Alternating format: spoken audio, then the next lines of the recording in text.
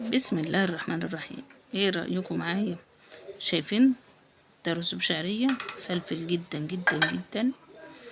دي بقى الفرخة المحمرة اللي انتوا شايفين الرز اهو، ولا لازق في الحلة ولا اي حاجة. انا بس ايه حبيت يعني اوريكم الاوبشن يعني. بصوا بقى الرز، جربوا بقى الرز بالطريقه بتاعتي دي، بجد تحفه تحفه تحفه، جميل جدا بجد. شايفين الفرخه متحمره وجميله ازاي، ومش شاربه زيت. ما في ده الطبق انا اهو، شايفين انا مطلعه الطبق قدامكم.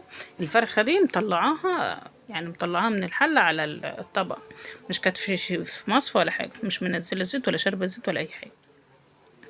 فرخه محمره كده جميله خفيفه طعمه، وطبق سلطه جنبها في الحر اللي احنا فيه ده، حاجه اخر جمال. وبعدين بقى علشان تبقوا عارفين، لحمها طري جدا جدا جدا، وطعمها تحفة تحفة تحفة بجد. أحلى من الاستريبس، وأحلى من الكنتاكي، وأحلى من الفراخ المشوية بجد. خفيفة في الحر اللي احنا فيه ده. فراخ مسلوقة عادية خالص خالص خالص، ومتحمرة. بس هتشوفوا ازاي هحمرها، وهتبقى طالعة لونها جميل كده وماسكة نفسها زي ما. والرز شايفين بتاعي الرز مفلفل حب من حبة ازاي. جربوا بقى طريقتي وهتعرفوا هنعمل ايه. بصوا بقى، هنا المية بتغلي معانا، تمام اهي. مية بتغلي خالص، هنسلق فيها الفرخ بتاعت الفرخة المقلوظة الجميلة اللي انتوا شايفينها دي اهي. بصوا الجمال، مية بتغلي مفيهاش اي حاجة خالص اهو. هوريكم اهو، انا كده بسقط دي الرقبة، مالكوش دعوة بيها، اعتبروكم ما انتوش شايفين. وما بحطش في المية غير الملح وفلفل حب بس، ما بحطش اي حاجة تاني. دي طريقة اختي، ربنا يحفظها ويخلي لها ولادها يا رب، ويرجعها لنا بالسلام. عمري ما دقت في حلاوة الفراخ بتاعتها، مش عارفة يعني. بتسلق الفراخ وتحمرها، وكنت باكل عندها الفراخ، اقول لها الفراخ اللي انت بتعمليها غير اللي انا باكلها في اي مكان، ليه مش عارفة بتبقى عندك حلوة؟ فبتقول لي عادي، انا بعملها عادي يعني. بقول لها يعني ايه الطريقة بتاعتك اللي بتسلقي بيها الفراخ؟ تقول لي مفيش طريقة ولا حاجة، انا بسلق الفراخ عادي زي اي حاجة. بقول لها بتحطي يعني بهارات ايه في الشوربة؟ قالت لي انا ما بحطش اي حاجة في الشوربة خالص. بقول لها بجد؟ قالت لي اه، ملح وفلفل حب وخلاص، وساعات ما بحطش فلفل كمان، ملح ومية بس، وبتطلع بالطعمة دي. ايوه بتطلع بالطعمة دي. الفرخة دي اللي انتوا شايفينها الجميلة دي، انا سلقاها يا حبايبي من بالليل. مش سلقاها من بالليل، نقعاها من بالليل. في ايه بقى؟ معلقة سكر، معلقتين سكر، ومعلقتين ملح. الفراخ لو هتسلقيها عشان الصدر ما يشدش معاك، وفي نفس الوقت تطلع، ما انت عشان تسوي الصدر كويس هتسيبها تنهري، فمش هتطلع سليمة كده. فطبعا لازم ايه، موضوع النقع اللي انا بقول لكم عليه ده. فطبعا لازم انقع الايه الفراخ زي ما انا بقول لكم. ولو عايزين الطريقه اكتبوا لي في التعليق وانا هكتب لكم. ونسيت اقول لكم يعني، لو مش انت مشتركه لو انت مش مشتركه في القناه، يا ريت تشتركي وتفعلي علامه الجرس عشان يوصلك كل فيديو جديد انا بنزله. هوريكم بقى بعد ما حطينا الفرخه بقى تتسلق عادي خالص.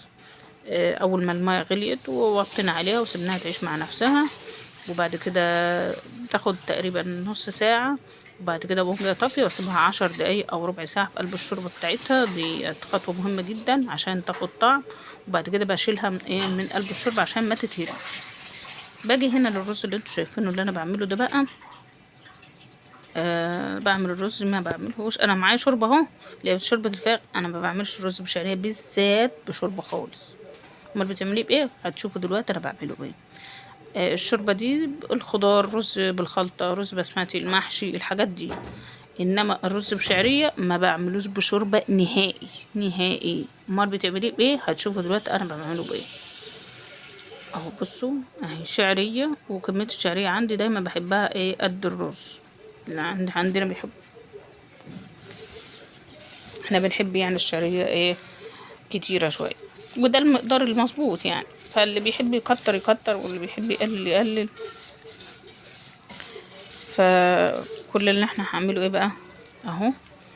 هحمر الشعريه. انا حطيت اول حاجه الزيت زي ما انتم شايفين كده.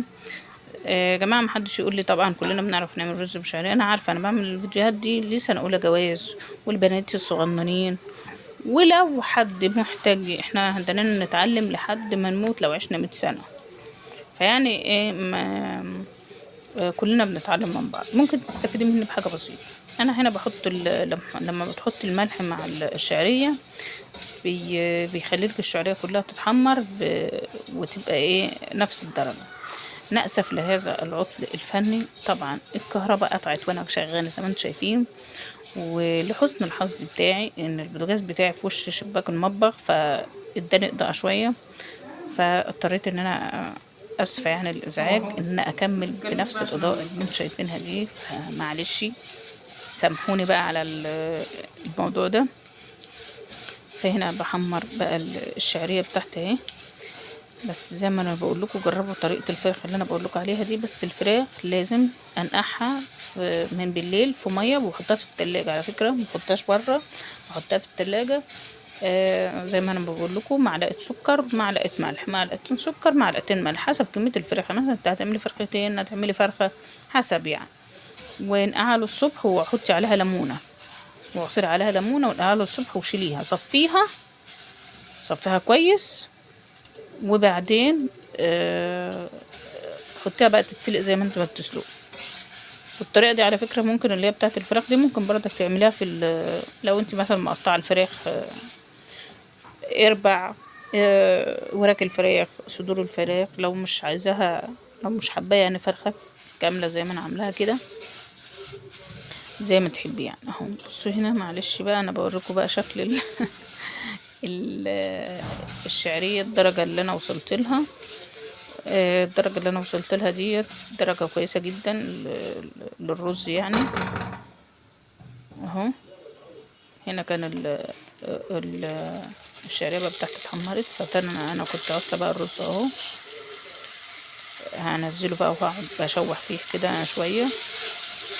اهم حاجة ان انت لازم تشوحي الرز شوية، وما تبقاش يعني ايه. لو انت بتعملي بقى في حله كبيره بتعلوا النار، لو انت حله صغيره زي الكميه صغيره زي اللي انا بعملها دي يعني بتهدي النار، بتخليها هاديه شويه. هي مش شمعه بس هاديه، بس ما تبقاش عاليه، عشان انتوا عارفين حلل الاستانلس بتلسع الحاجه يعني. انا الحلل الطقم بتاعي بصراحه ممتاز وكويس، فيعني كتر خير، جميل بصراحه، مش مزعلني في اي حاجه ولا بيحرق اكل ولا اي حاجه.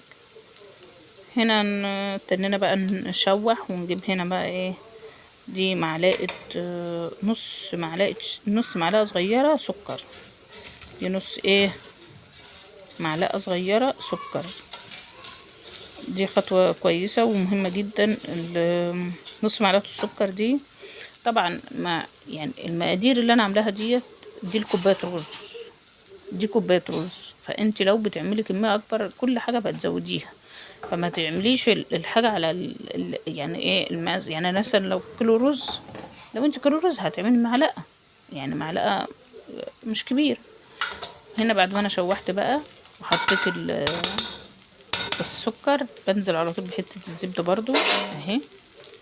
الزبدة بقى اللي عندك، انا الرز معروف زيت وحتة زبدة بس، وكلي احلى واجمل واطعم رز بشعرية مش هتتخيلي، زي اللي لما تكوني بتاكليه في مطعم بالظبط. طعمه جميل جدا. مع هتقولي لي ليه انت بتسقيش بشوربه؟ ما اعرفش، بس هو الشوربه بحسها يعني بحسها بتغمق الرز، او بتخليه لي غامق شويه. انا بحب لونه فاتح كده وحلو. فجربوا الطريقه بتاعتي يعني بجد انا من ساعه ما جربتها وانا بحبها، بحب الرز بالطريقه دي، وما بعملش الرز بشعريه الا بالطريقه دي. فجربوها وبجد مش هتندموا يعني. وهتبدأ بقى تشوحي فيه لحد ما اهو انا بوريكم الدرجه بتاعته اهو،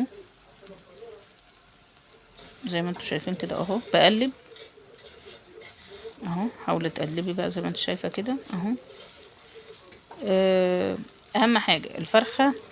انا في الوقت اللي انا كنت بشوح في الرز ده كانت الفرخه استوت وطلعتها في مصفى. اهم حاجه تطلعها في مصفى، ولازم تصفيها كويس جدا، تحطها تصفي عشان ما يبقاش فيها شوربه خالص وتنشف، وعارفين الجلد ولا يتشمع كده، فاهمين؟ فاهمين يعني ما يبقاش مبلول. دي كانت مرقة دجاج.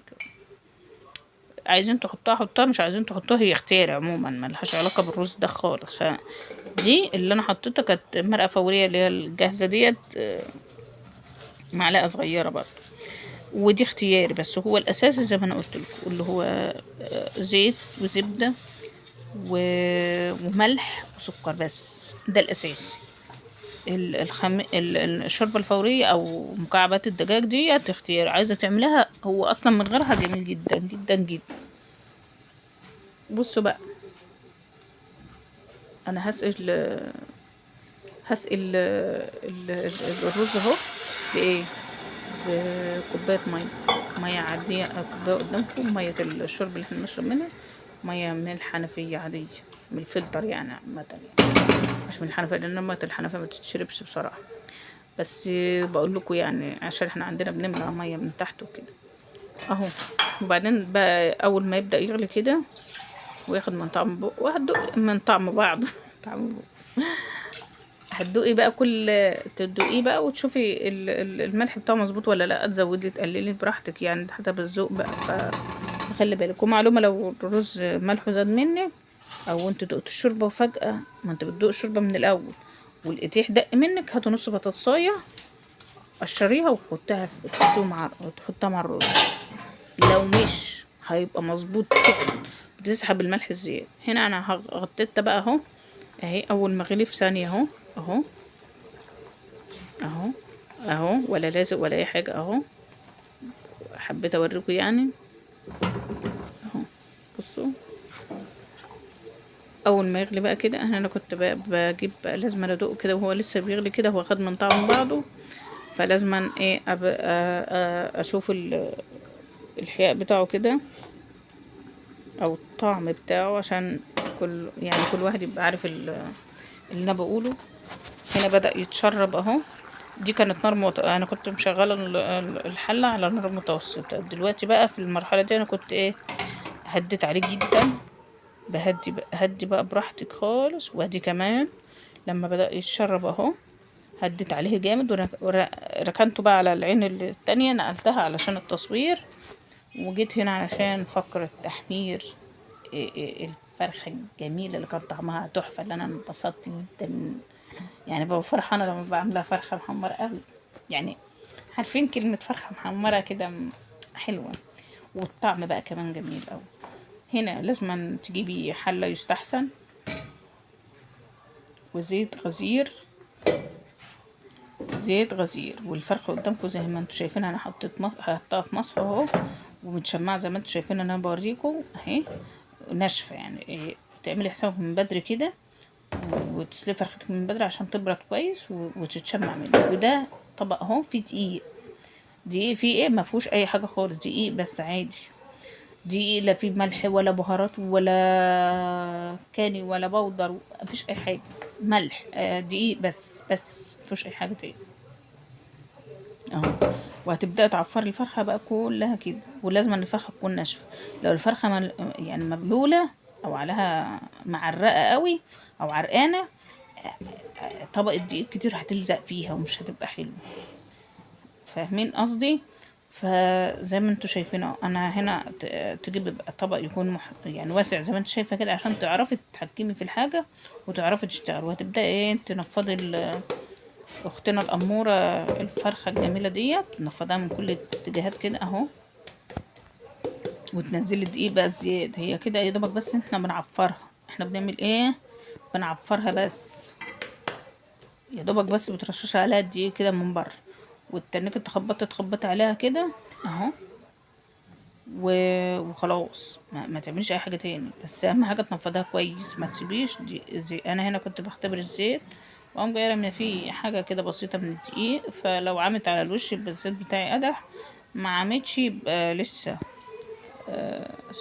بارد اهو. وتقعدي تنفضي.